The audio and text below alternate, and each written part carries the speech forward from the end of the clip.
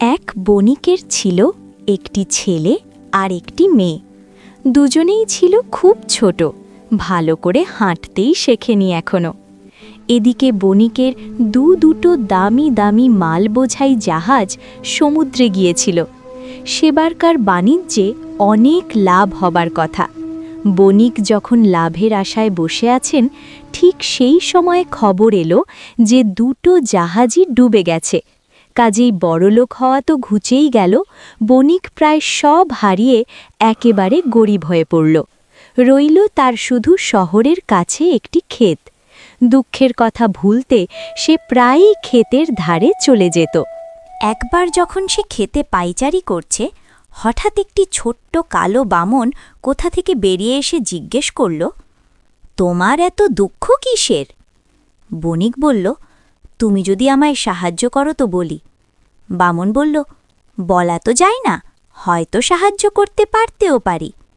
তখন বণিক বলল যে তার সমস্ত সম্পত্তি জাহাজডুবি হয়ে নষ্ট হয়ে গেছে, এখন তার ওই জমিটুকু ছাড়া আর কিচ্ছু নেই।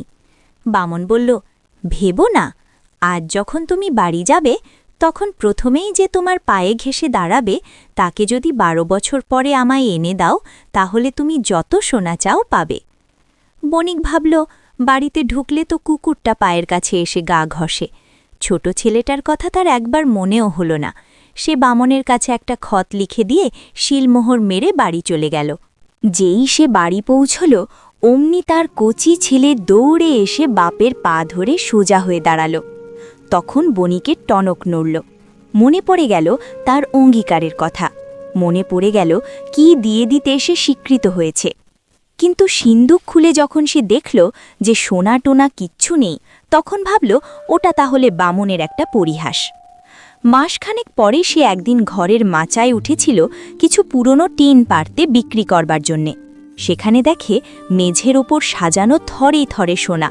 তারপর দেখতে দেখতে তার আগের অবস্থায় ফিরে গেল। আবার বেচা কেনা শুরু করে দিল। সে আগের চেয়েও বড়লোক হয়ে গেল। তার আর কোনো দুঃখ রইল না। ইতিমধ্যে ছেলেটিও বড় হয়ে উঠল। ছেলেটি যেমন হলো চালাক চতুর, জ্ঞান বুদ্ধিও হলো তার তেমনি। কিন্তু 12 বছর যতই এগিয়ে আসতে থাকল, বণিক ততই মনমরা হয়ে পড়তে লাগল। মুখ দেখেই তার বোঝা যেত যে মনের মধ্যে কি হচ্ছে। একদিন তার ছেলে জিজ্ঞেস করলে তার কি হয়েছে, কিন্তু বাবা কিছুই বললেন না। ছেলেও এদিকে নাছোড়বান্দা। শেষে বণিক সব কথা খুলে বলল।